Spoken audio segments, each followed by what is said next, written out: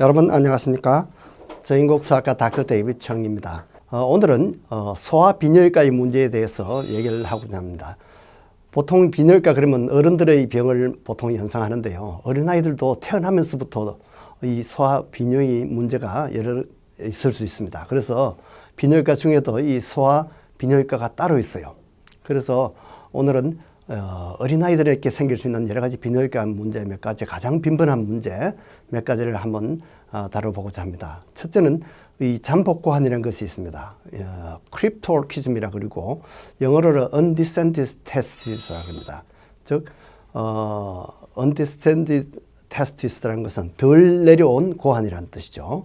이 고환이라는 것이 원래 이 신장 부분에 있다가 이것이 34주 이렇게 지나면서부터 이렇게 내려와서 현재 보통 우리가 보는 그 고추 밑으로 이렇게 주머니 있는 그쪽으로 내려오게 되어 있는데, 그것이 내려오는 도중에 덜 내려온 것이죠. 그래서 고환이 실제 만져지지가 않고 고환이 복강에 있거나 이렇게 해서 덜 내려온 것이죠. 이것을 잠복고환이라고 합니다. 보통 100명 중에 한 명 내지 4명 정도 이렇게 있는데, 그것이 한쪽만 있으면 다행인데 양쪽이 다 있으면 문제가 큽니다. 왜냐하면 이 정자가 생성되는데 이 체온이 아주 중요합니다. 그래서 이 복강에 있으면 체온을 그대로 받는데, 차이는 보통 이 고추 밑에 있는 그 부위는 이 체온을 영향을 덜 받기 때문에 거기는 한 27도 정도 그렇게 됩니다. 그러나 위에는 36도 정도 되는데, 이렇게 체온이 높으면 정자 생산이 잘 되지 않아요.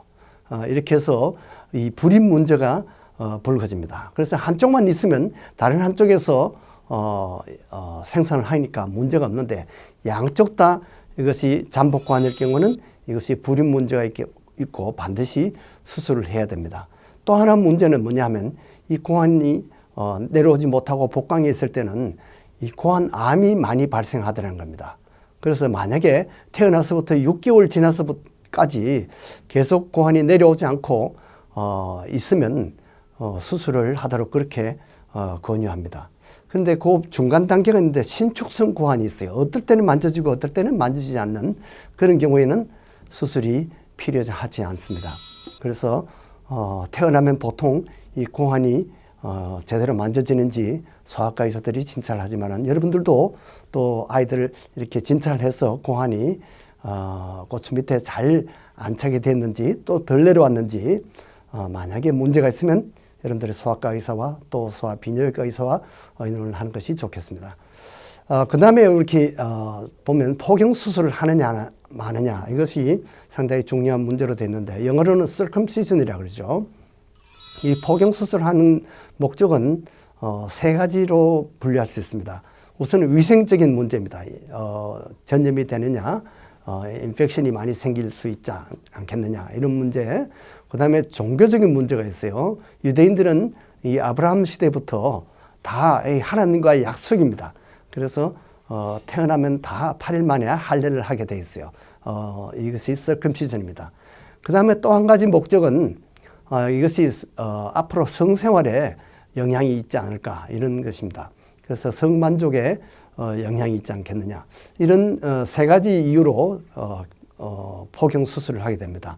우선 그 염증에 대해서 보통 이 포경 수술을 한 사람이나 안 한 사람이나 이 성병이 걸리는 것은 별로 차이가 없습니다.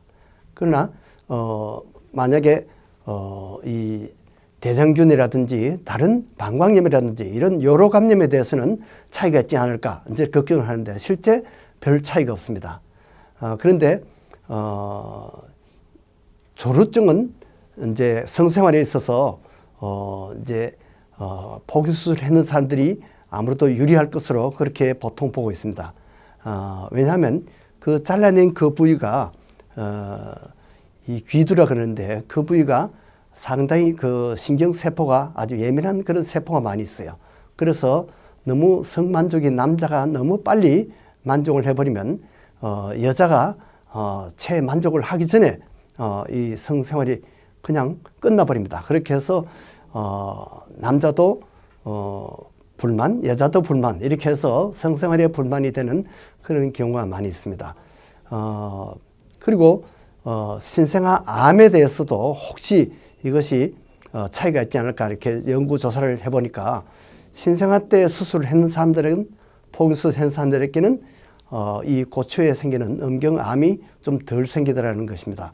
그러나 나이 들어서 사춘기 때 했는 그런 수술을 했는 사람과 포경수술 안 했는 사람과는 이 암 발생이 별 차이가 없었습니다. 자, 그 다음에는 이 탈장에 대해서 한번 얘기를 나눠보고자 합니다. 탈장은 보통 한 100명 중에 1명 내지 5명까지도 있는데요.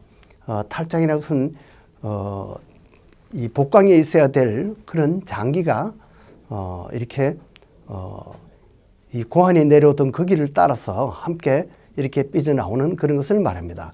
그래서 언젠가는 수술을 요합니다. 근데 이것이 보통 때는 이제 급하게 수술하지 않고 해도 되지만은 이것이 만약에 탈장이 통증을 유발하고 이 탈장이 들어가지 않고 계속 이렇게 나 있는 경우는 잘못하면 그 부위가 썩기 쉽습니다. 그래서 그런 경우에는 응급 수술을 해야 됩니다.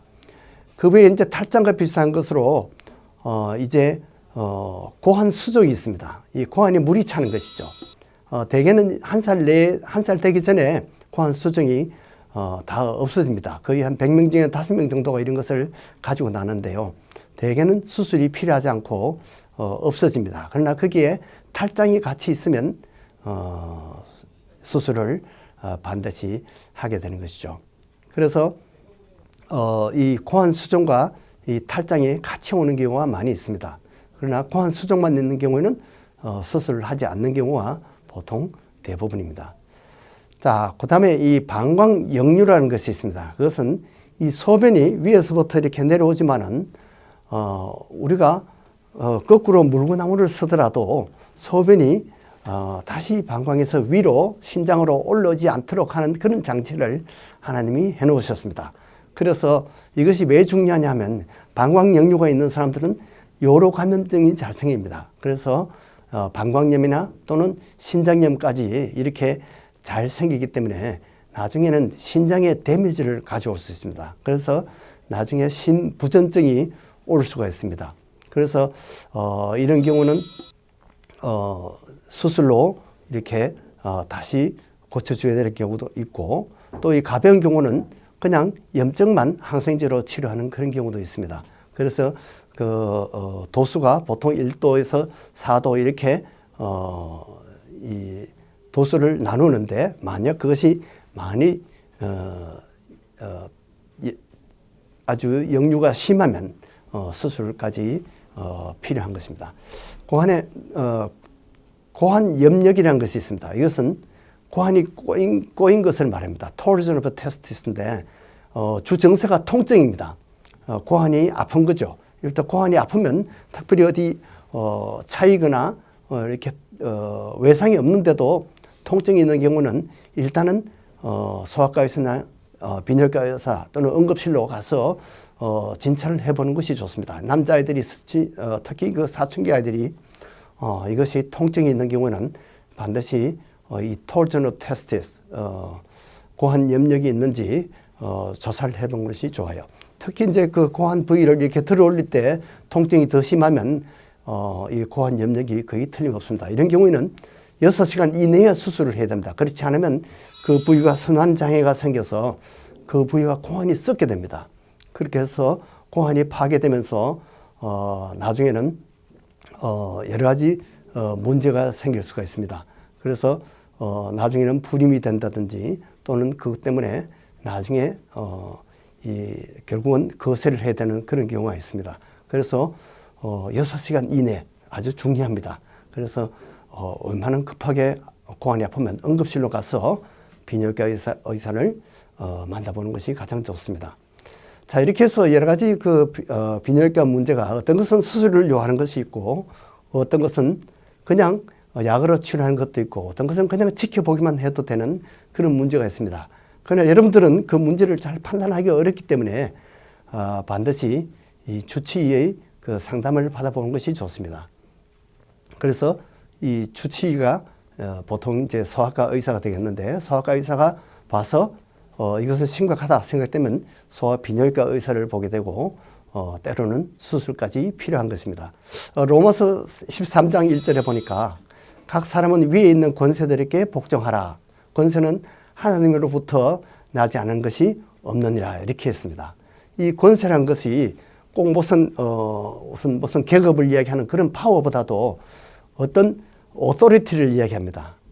그래서 이 비뇨기과의 문제 이런 것도 여러분들은 함부로 판단할 것이 아니라 여러분들보다 더 오토리티가 있는 사람, 소아과 의사나 또는 비뇨기과 의사에게 상담을 하는 것이 좋다는 것입니다. 그것이 바로 여러분들 위에 있는 오토리티입니다. 자, 여러분들도 함부로 여러분들이 판단하지 마시고 여러분들에게 권위 있는 사람, 의사들에게 이런 비뇨기과 문제를 상담해서 여러 가지 문제를 슬기롭게 잘 대처하시기를 바랍니다. 안녕히 계십시오.